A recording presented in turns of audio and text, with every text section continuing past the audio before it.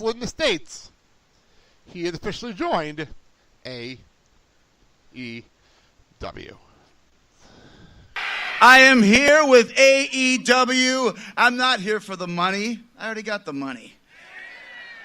I'm here because I believe in doing something different. I believe in doing something new. It's what I've always done my entire career. I am a maverick. I am an outlaw. I am a pariah. I am Chris Jericho, baby. The point is this. It starts now, and it starts forever. This is the real deal, folks. Let me tell you one other thing. I'm not here to just change the world.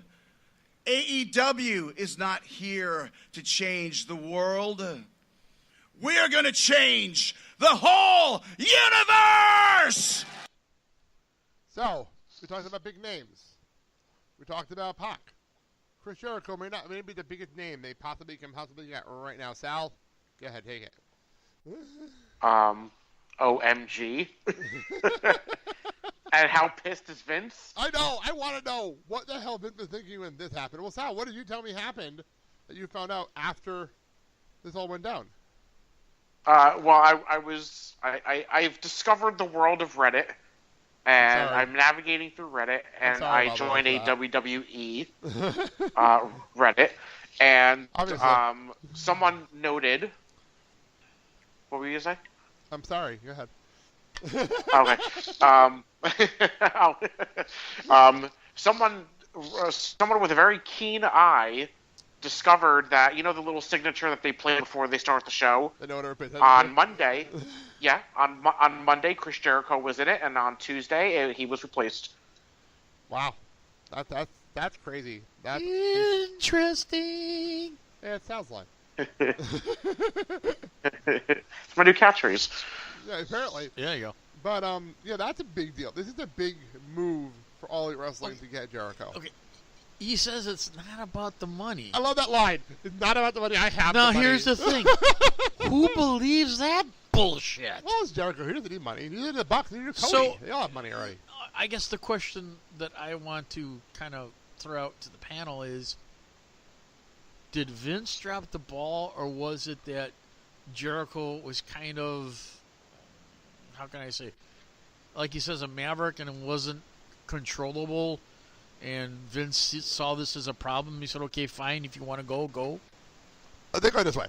In the last year, Chris Jericho, from January to January, was in the Royal Rumble, hot tip at WrestleMania, won the New Japan. Oh, yeah, he was at Wrestle Kingdom, was at the Rumble, was at the 20th anniversary of Raw. And then, went back to Japan, won the championship, came back, and was on SmackDown 1000. And then, was all in, had a cruise, dropped the championship, and now is in All Elite Wrestling. What the hell is that? Okay, here's a question that's gonna boggle the mind. Do you see him making an appearance at the Royal Rumble? No, no way in hell. No way. Right. There's no way. I mean, if Vince basically no, he's in the contract with AEW now. Okay. AEW. All right, got it. I just figure if Vince dangles the golden carrot. No, because there's no golden carrot. He signed a contract last night on YouTube with AEW. That's official. Okay. It's absolutely 100% official. Got it. Okay. So, I see what you're saying, but it's not happening. So, if anyone had Chris Jericho on their list for Royal Rumble, you can now cross him off. The other big thing, I realize we're running a long time, but Kenny Omega, as I said, left New Japan. Yeah. And the rumor has it he'll be signing with All Elite Wrestling on February 1st. Because the contract expires on January 30th, so that's that. So has anyone gone to New Japan's website and see if he's been taken off? No, because his contract isn't expired until January 30th. Well, you never know. His contract hasn't expired yet, so no. But the fact that I don't even think they have a roster page on the Japan website. I'm not sure. At least it's not one in English that I can understand. I haven't been on it. New Japan has the most fucked up website in the world. There's a Google Translate option, and then you translate, and I still can't understand half the shit on there. I still don't know what's going on half the time. But anyway.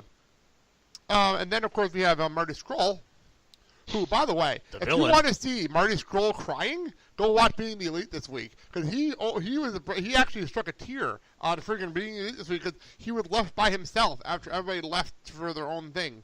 And he was standing there by himself outside the Tokyo Dome. And they made all this like montage of all the pictures of being the elite villain the last year. It was actually really sad. Really sad thing to me this week. I look at is he kind of like the odd man out right now because his contract is expired till the summer? Got it. Same with Flip Gordon. His contract is expired till the summertime. Oh, they wrote Flip Gordon on a couple weeks ago though. They super kicked him off the show a couple weeks ago. So. Okay, I'm gonna throw a name out. Tell me if he's gonna do it. Go for it. CM Punk. No. Why not? Because he's CM Punk and he won't go back to wrestling. Come on right now. He's not wrestling. Here's the thing: if how much money is Tony Khan paying? How much is he paying for CM Punk? But here's the thing: if you want a name to draw in fans, but can you imagine? I know. Well, yeah, if CM Punk shows up at Double or Nothing, the place is going to go insane. You know that, but yeah, I don't know. I don't think so. I look at this, the possibility right now are endless for getting talent into the organization. So if they knock on his door and he dangled the carrot and he says yes, I can see the roof being blown off in a lot of the arenas. Especially in Vegas at Double or Nothing. I mean, here's a dream match. CM Punk versus Pac. Ooh. Yeah, that's crazy. Think about it. It may have happened to Ring of Honor once, but I don't remember it. It may have happened once, but you never know. So, all right, well, that's All Elite Wrestling. We'll discuss it more as we get closer. There's a lot going on in this world. Wow. What was the other thing? No, I think I got everything covered. Oh, yeah, there's one more big thing, All Elite Wrestling. So Tony Khan held a press conference right after the rally. Got it. And he got to announce something huge. Anybody that signed the contract with All Elite Wrestling is an employee of All Elite Wrestling. Not a contractor. They're employees. And under the employees of All Elite Wrestling, they will have health insurance. Okay, so... No, they go out that sentence. Go ahead.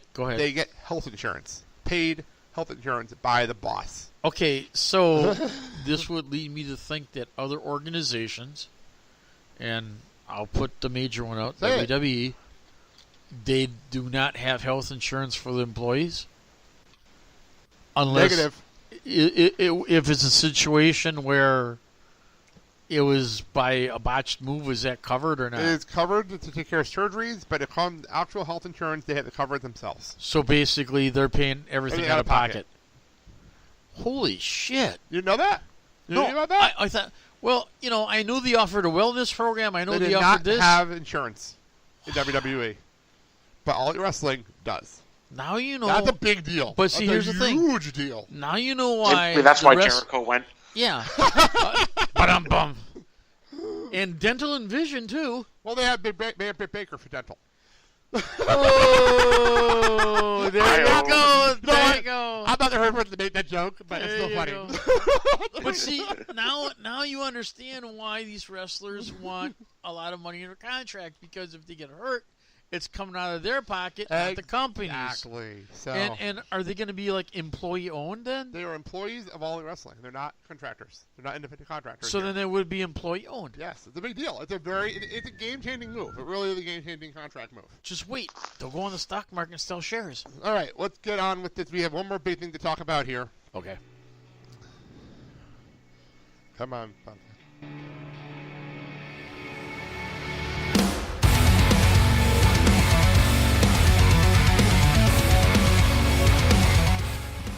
So, all the All Elite stuff's going on. And all this stuff. There's a takeover this weekend. Takeover this weekend, guys. Everyone forget this is happening. Another takeover? NXT UK Takeover Blackpool. It is this Saturday afternoon. It is at 2 p.m. Eastern Time, 1 p.m. for us.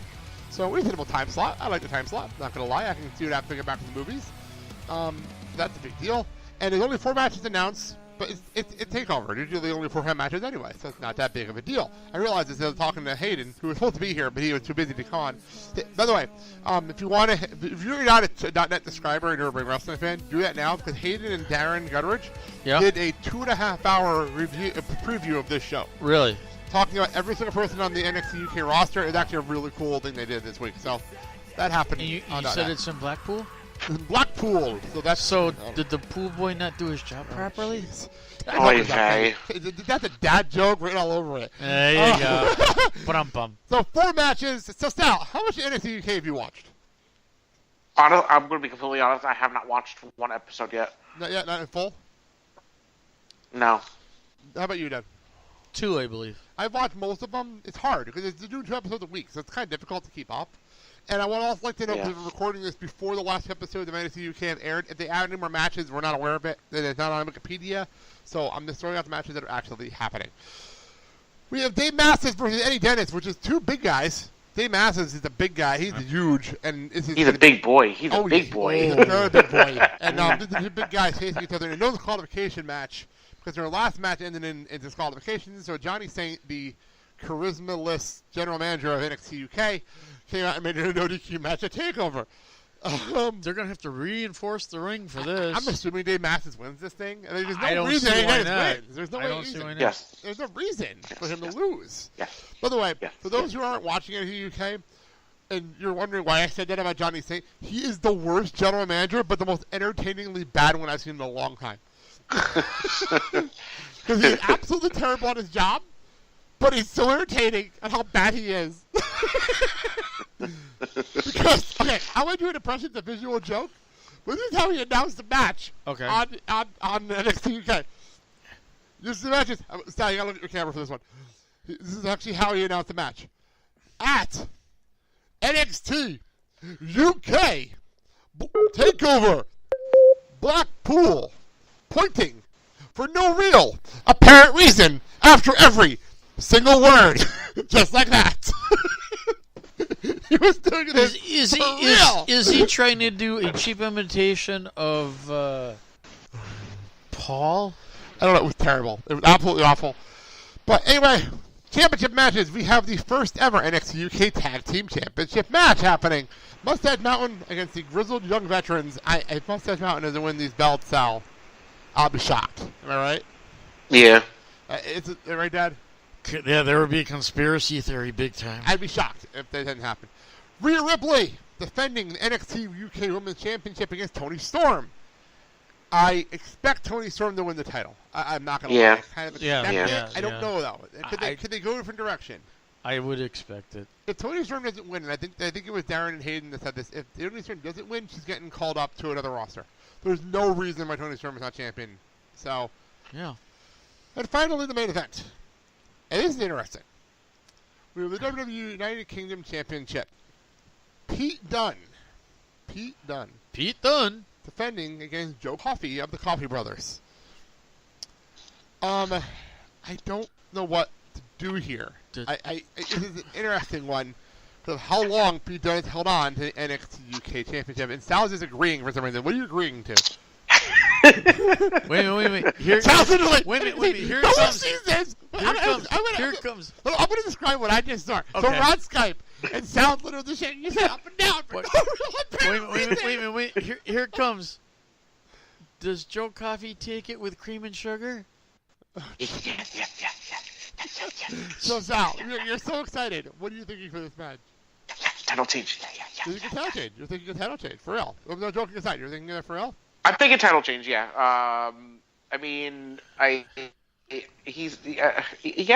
need something new. As of when the NXT Takeover happens, Pete Dunne will have held the title for 602 days. That's insane. Wait, why aren't they making a big deal out of that? They do on television. They do on the show. On the show they do. It's a big deal on NXT UK. I gotta go with the title change. I think Joe. Yeah, but what about on the main shows? On Instagram they do. On the social medias they do. On social media they make a big deal out of it when they pass the 1 year and a half mark and the 600 day with the belt is ridiculous. It's insane. It's time for a change. And also there's the rumor going around that Pete Dunne might be in the Royal Rumble. Ooh, that's a rumor. Interesting. There you go, Sal. So if that happens, that means Pete Dunne's losing here and Joe Coffey is the champion. So I have a feeling there might be a title change here. So 600-day reign will end on Saturday. How crazy is that thought? So wow, Sal got really, really, really ecstatic about that, by the way, when I brought it up. So there you go. Excited? Holy cow, I think it was more than excited. So let's, almost like Davey excited. Okay, let's wrap it up! Ba-dum-bum!